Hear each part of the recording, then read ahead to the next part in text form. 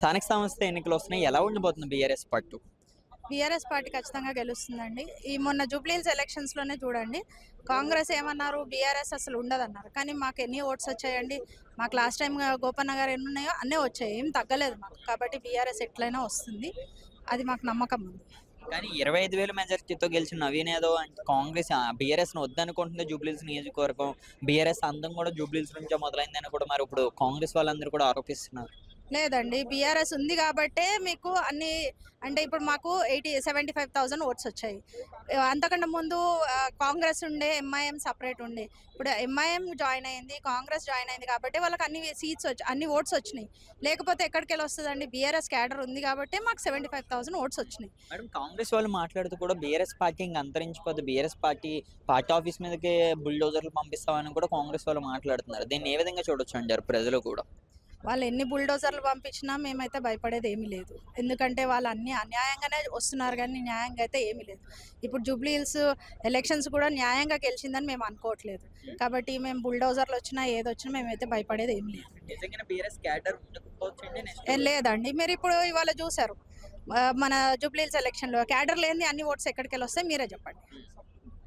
అదొకటి by elections కూడా వచ్చే అవకాశం ఉన్నది అంటున్నారు. ఏమైనా వచ్చే అవకాశం ఉందండి?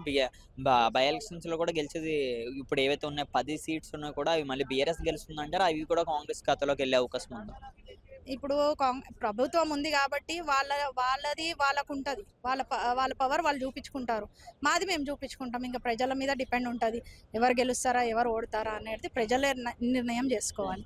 ఎందుకంటే కేసీఆర్ ఉన్నప్పుడు ఎలా ఉండేది, కేసీఆర్ పోయిన తర్వాత రేవంత్ రెడ్డి గారు వచ్చినాక ఎలా ఉంది, అది ప్రజలు చూసుకొని గ్రహించి ఓటేయాలని మేము ఇక్కడ ఖైరతాబాద్ నియోజకవర్గంలో కూడా బై ఎలక్షన్స్ అంటున్నారు. అక్కడే విధంగా అక్కడ ఇంకా డిక్లేర్ కాలేదు కాబట్టి ఇంకా అది మనం చెప్పలేము. ఈ 10 మంది ఎమ్మెల్యేలు వెనక్కి వచ్చే అవకాశం ఉందని చెప్పి బీఆర్ఎస్ లోకి నేను అనుకోవట్లేదండి. వస్తే తీసుకుంటారా? ఏమో అది ఇంకా మా కేటీఆర్ అన్న గారికి ఒప్పుకుంటారంటారా బీఆర్ఎస్ పార్టీ? మేమైతే నా పర్సనల్ ఒపీనియన్ అయితే తీసుకోవద్దు. ఎందుకంటే ఒక్కసారి మనకు దగ్గర చేసి బయటికి వెళ్ళిపోయిన తర్వాత తీసుకోవడం అయితే కరెక్ట్ కాదు. ముఖ్యంగా అదొకటి ఇప్పుడు బీఆర్ఎస్ పార్టీ కార్యకర్తల మీద కూడా కొన్ని వార్నింగ్స్ అయితే వస్తాయి. దాన్ని మీరే విధంగా చూస్తారు? వస్తాయండి, అందరికి వచ్చాయి. మా ఎర్రగడ్డలో కూడా వచ్చాయి, రాలేదని కాదు. కానీ అందరైతే పోలేదు కదా.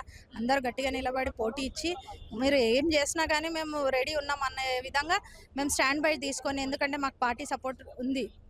పార్టీ చాలా సపోర్ట్ ఇస్తుంది కాబట్టి ఎవరు ఏం భయపడాల్సిన అవసరం లేదు.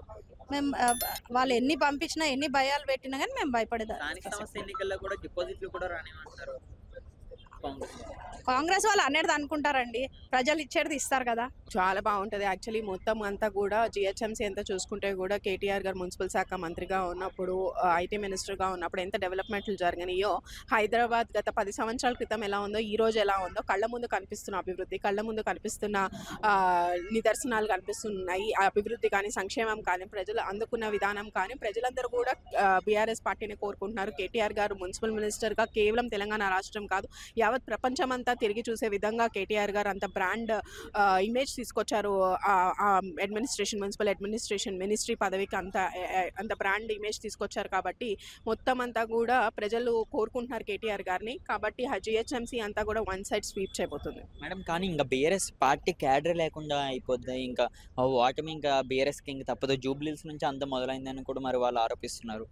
అలా ఏం లేదు. జూబ్లీహిల్స్లో ఎలా గెలిచారు అనేది అందరికీ తెలుసు. ప్రజలు మీరు వెళ్ళి చూస్తే గుమ్మం వెళ్ళినా కూడా ప్రజలందరూ చెప్తున్నారు మేమందరం బీఆర్ఎస్ పార్టీకే ఓటేసాము, కానీ ఎలా గెలుపు పొందారు అనేది వాళ్ళకు కూడా అర్థం కాని పరిస్థితుల్లో ప్రజలు ఉన్నారు.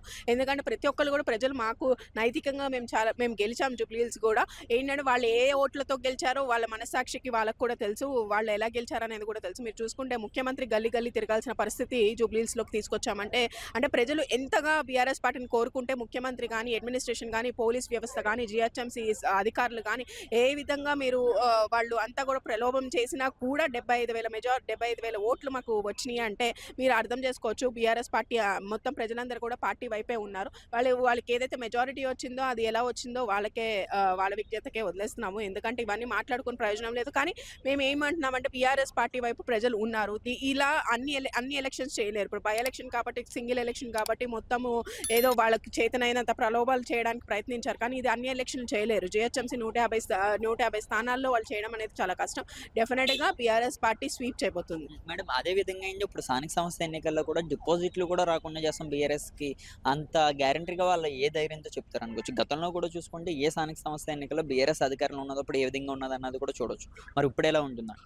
చెప్తున్నా కదా, స్థానిక సంస్థల ఎన్నికలు కానీ, మున్సిపల్ ఎలక్షన్ల అడ్మినిస్ట్రేషన్ కానీ, రేపు 2029 ఎలక్షన్లు కానీ వన్ సైడ్ బీఆర్ఎస్ స్వీప్ చేయబోతుంది. ఎందుకంటే ఇది ప్రజలు కోరుకుంటున్నారు. ఎందుకంటే కేసీఆర్ గారిని కానీ, కేటీఆర్ గారి పాలన కానీ ప్రజలు కోరుకుంటున్నారు కాబట్టి డెఫినెట్‌గా అందరూ కూడా మీరు చెప్తున్నా కదా, ఇది ఏదైతే మెజారిటీ వచ్చిందో అసలు అది ఆ మనుషులు ఇక్కడ ఉన్నోళ్ళు కూడా కాదు. దొంగోట్లు వేసి గెలిచినంత మాత్రాన గెలుపు కాదు. డెఫినెట్‌గా BRS party one side sweep చేయబోతుంది ఏ ఎలక్షన్ అయినా. స్థానిక సంస్థ ఎన్నికలు వస్తున్నాయి ఎలా ఉండొచ్చు బీఆర్ఎస్ పార్టీ? ఫస్ట్ అయితే ఇచ్చిన 6 గ్యారంటీలు 420 హామీలు నెరవేర్చలేదు కాంగ్రెస్ ప్రభుత్వం. కాబట్టి స్థానిక సంస్థల్లో ఎన్నికల్లో ఎట్లకన్నా బీఆర్ఎస్దే హవా ఉంటుంది. ఎందుకంటే ఫస్ట్ రైతులను మోసం చేసింది కాంగ్రెస్ ప్రభుత్వం. ఇచ్చిన 6 గ్యారంటీలు 420 హామీలు నెరవేర్చలేదు. వాళ్ళకి రైతు బంధు అనేది బంద్ చేసింది. ఇంకోటి రైతు రుణమాఫీ అన్న 2 లక్షలు అది కూడా చేయలేదు. కాబట్టి ఈ ఎఫెక్ట్ ఎట్లకన్నా స్థానిక సంస్థ ఎన్నికల్లో వాళ్ళకి పడుతుంది. కాబట్టి ఇన్ని రోజులు ఆయన ఎలక్షన్స్ పెట్టలేదు. ఇప్పుడు ఎలక్షన్ పెడతా అని చెప్తాండు. కానీ పెట్టినా కూడా స్థానిక సంస్థ ఎన్నికల్లో కంపల్సరీ ఊర్లలో కంపల్సరీ 42% రిజర్వేషన్ కూడా ఇస్తామని చెప్పిండ్రు. అది కూడా చక్కగా ఎక్కడ కూడా ఇప్పుడు అమలు చేయరు. కాబట్టి వాళ్ళు ఎట్లకన్నా ఓడిపోతారని నాకు నమ్మకం ఉంది. మళ్ళీ బీఆర్ఎస్ పార్టీ ఎట్లకన్నా బాబు కేసీఆర్ గారు గెలుస్తారు. ఎందుకు అని అంటే ఫస్ట్ కేసీఆర్ గారు ఓడిపోయిన తర్వాత ఏడ్చింది రైతులే. కాబట్టి ఆల్మోస్ట్ రైతులు బాబు కేసీఆర్ గారు కనెక్ట్ అయి ఉన్నారు. కాబట్టి ఎట్లకన్నా గెలిచేది స్థానిక సంస్థల్లో బీఆర్ఎస్ ప్రభుత్వం. కానీ బీఆర్ఎస్ పార్టీది అంతం కూడా జూబ్లీహిల్స్ నుంచి స్టార్ట్ అయిందని కూడా ఇప్పుడు కాంగ్రెస్ వాళ్ళు చెప్తున్నారు. అలాగే స్థానిక ఎలక్షన్స్లో కూడా డిపాజిట్లు కూడా రాకుండా చేస్తామని కూడా వాళ్ళు మాట్లాడుతున్నారు.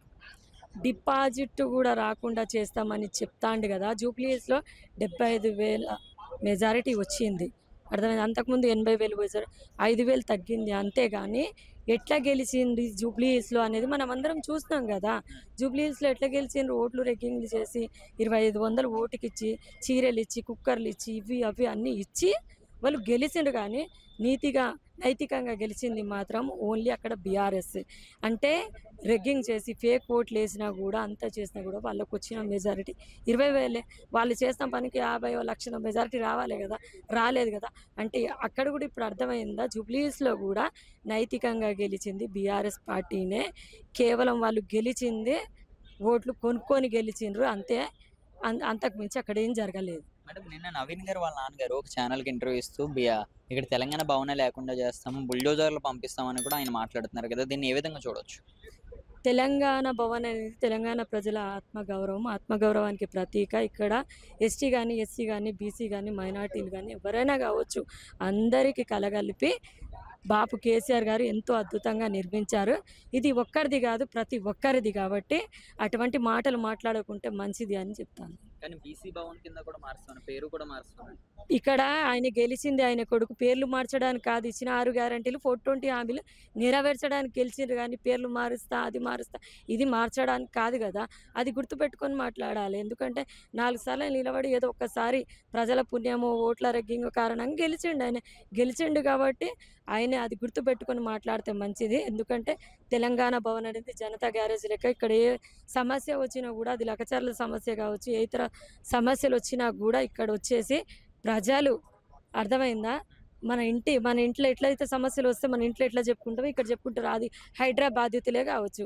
ఇట్లా చెప్పుకుంటూ పోతే అన్ని సమస్యలకు ఇక్కడ పరిష్కారం చేయబడితే దాన్నే తెలంగాణ భవన్ అంటారు. తెలంగాణ భవన్ పేరు ఎవరు కూడా మార్చలేరు. ఎందుకు అనంటే తెలంగాణ భవను ఆంధ్ర నుంచి వెళ్ళి తెలంగాణ ఏర్పడిన తర్వాత కేసీఆర్ గారు అన్ని వర్గాల ప్రజల కోసం కట్టింది తెలంగాణ భవన్, గుర్తుపెట్టుకోవాలి. మేడం అదో విషయం అండి, మొన్న జూబ్లీహిల్స్లో ఓటమి అందుకున్న బీఆర్ఎస్ పార్టీకి ఇంకా అంతం అయిపోతుంది, బీఆర్ఎస్ క్యాడరే లేకుండా అవుతుంది తెలంగాణ రాష్ట్రంలో, రానున్న ఎన్నికల్లో కూడా అసలు ఉండదని కూడా వాళ్ళు మాట్లాడుతున్నారు. దీన్ని ఏ విధంగా చూడొచ్చు అంటారు? బీఆర్ఎస్ క్యాడర్ ఉంది కాబట్టే మెజారిటీ తోటి, మీరు ఎంత మెజారిటీతో గెలిచిండ్రో ఇన్ని ఓట్లు రెక్కింగ్ చేసిన తర్వాత కూడా తెలిసింది. బీఆర్ఎస్ క్యాడర్ బీఆర్ఎస్ ప్రభుత్వం ఏర్పడినప్పటి నుండి ఇప్పటి వరకు బీఆర్ఎస్లో కార్యకర్తలు, నిక్కార్సైన కార్యకర్తలు, ఎత్తిన జెండా దించకుండా పనిచేసిన కార్యకర్తలు ఉన్నారు, ఉద్యమకారులు ఉన్నారు. కాంగ్రెస్లో ఎంతమంది ఉద్యమకారులు ఉన్నారు? లేరు కదా. అది బీజేపీలో ఎంతమంది ఉద్యమకారులు లేరు కదా. కేవలం ఉద్యమకారులు ఉన్న ఏకైక పార్టీ అంటే బీఆర్ఎస్ పార్టీనే. ఎప్పుడు క్యాడర్ బీఆర్ఎస్ పార్టీకి ఇప్పటి నుండి కాదు, ఎప్పటికి ఉంటుంది. రేవంత్ రెడ్డి గారి కోసం ఏం చెప్తారు? ఇప్పుడు తెలంగాణ రాష్ట్ర ముఖ్యమంత్రి, ఆయన ఇచ్చిన హామీలు అవ్వచ్చు, ఆయన ఏవైతే చేస్తాన పనులు అవ్వచ్చు, ఆయన ఏవైతే అన్న డెవలప్మెంట్ అవ్వచ్చు, అవన్నీ జరుగుతున్నాయి అంటారు ఇప్పుడు రేవంత్ రెడ్డి గారి చేతుల మేరకు. రేవంత్ రెడ్డి కన్నాక నేను ఒకటే చెప్తున్నా, ఇప్పుడు గ్రామ పంచాయతీ ఓట్లు వస్తానే అన్న ఇంద్రమ్మ చీరలను పంచుతా. ఇప్పుడు 2 బతుకమ్మలు అయితే పోయినాయి. నీకు ఇప్పుడు సర్పంచ్ ఎలక్షన్ రాగానే వెంటనే చీరలు పంచడం గుర్తొచ్చింది ఆడోళ్ళకు. కానీ గుర్తుపెట్టుకో అన్న, ఏ ఊర్లో అయితే ప్రజలతోటి నువ్వు ఏ ఓట్లు వేయించుకొని రైతులతోటి ఇచ్చిన హామీలు ఎగ్గొట్టి 2 లక్షలు రుణమాఫీ చేయకుండా రైతు బంధు ఎగ్గొట్టి నువ్వు చేసినావో ఆ మహిళలు ఎక్కడున్నామో ఆ సాటి మహిళలే మళ్ళీ నీకు గ్రామ స్థాయిలో సర్పంచ్ ఎలక్షన్లో ఓడగొడతారన్న. అన్న, స్థానిక సంస్థ ఎన్నికలు వస్తున్నాయి, ఎలా ఉండబోతుంది బీఆర్ఎస్ పార్టీ నుంచి ఎలక్షన్స్ ఏ విధంగా ఉండబోతుంది? నిజంగానే ఇప్పుడు కాంగ్రెస్ వాళ్ళు మాట్లాడుతున్నట్టు కూడా జూబ్లీస్లో ఎలాగైతే ఓడిపోయిందో స్థానిక సంస్థ ఎన్నికల్లో కూడా అదే ఓటమి మేము అంకిస్తాం, అట్లీస్ట్ డిపాజిట్లు కూడా రానియకుండా చేస్తాం బీఆర్ఎస్ అని కూడా కాంగ్రెస్ వాళ్ళు మాట్లాడుతున్నారు. దీన్ని ఏ విధంగా చూడొచ్చు అంటారు ప్రజలు, మనకి తెలంగాణ రాష్ట్రంలో మెయిన్ బీఆర్ఎస్ కార్యకర్తలు కూడా? ఇప్పుడు జూబ్లీ హిల్స్ ఎలక్షన్స్, ఈ బై ఎలక్షన్స్ ఉప ఎన్నికల్లో కాంగ్రెస్ ఏ విధంగా గెలిచిందన్నది ప్రజలకు తెలుసు, రేవంత్ రెడ్డి అంతరాత్మకు కూడా తెలుసు. అదే ఒరవడిని మేము కంటిన్యూ చేస్తాం స్థానిక సంస్థల ఎన్నికలంటే చాలా పెద్ద తప్పు చేస్తున్నారు, పప్పుల కాలేస్తున్నారు. దానికి దీనికి చాలా తేడా ఉంది. రెండోది, మీరు ఈ స్థానిక సంస్థలు ముందు డిక్లేర్ చేయండి.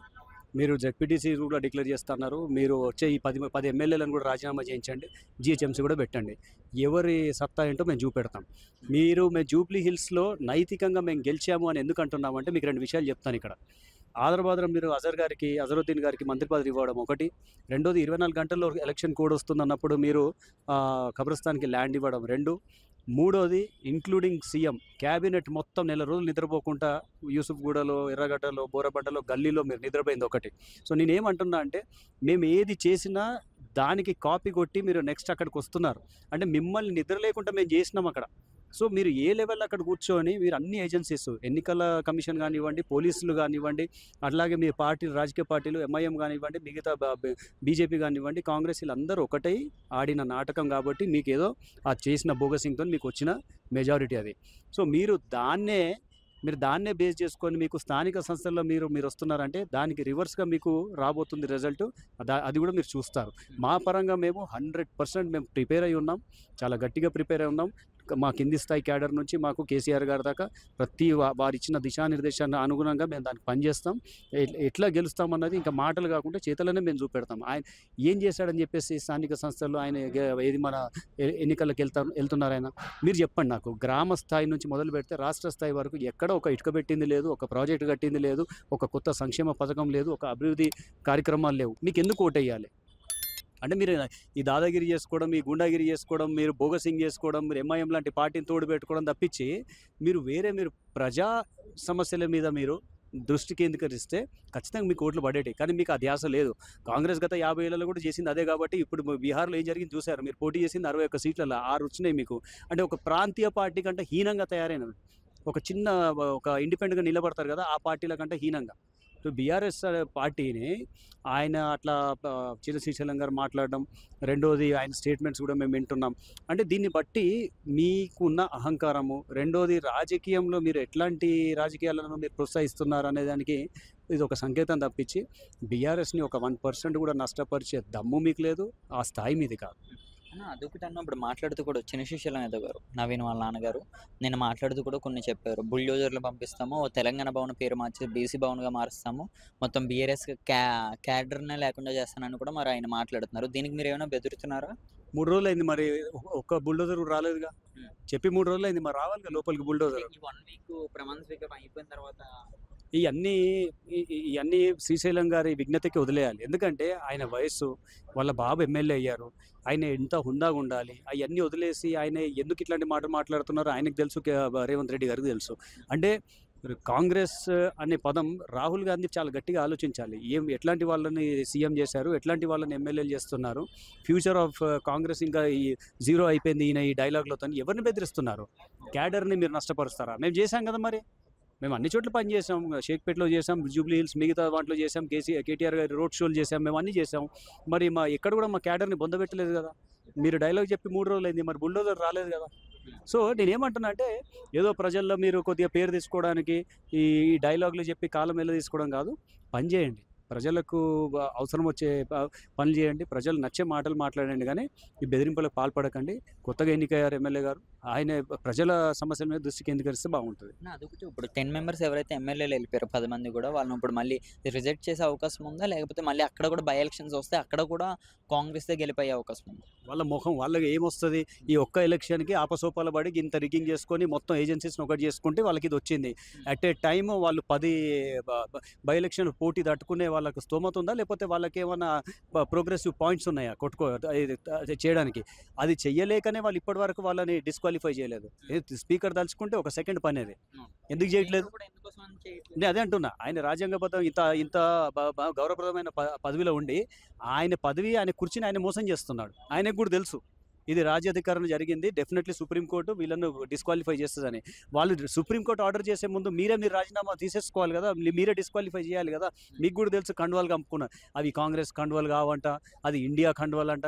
ఏదో డైలాగులు ఎందుకు? మీరు డైరెక్ట్ ఇచ్చి పడేసేయండి, మీరు డిస్క్వాలిఫై చేసి పడేసేయండి. మీరు మళ్ళీ 10 ఎన్నికలు గెలుస్తారని గట్టి నమ్మకం ఉంటే రేపే దిగండి, మరి నోటిఫికేషన్ ఇప్పించేయండి, మరి చేద్దాం. అది కూడా ఎలక్షన్ కమిషన్కి ఇవ్వండి, వీళ్ళు రాజీనామా చేశారు ఎలక్షన్కి వెళ్దామని. సో నేనేమంటున్నా అంటే 100% సుప్రీంకోర్టు వాళ్ళని డిస్క్వాలిఫై చేస్తుంది.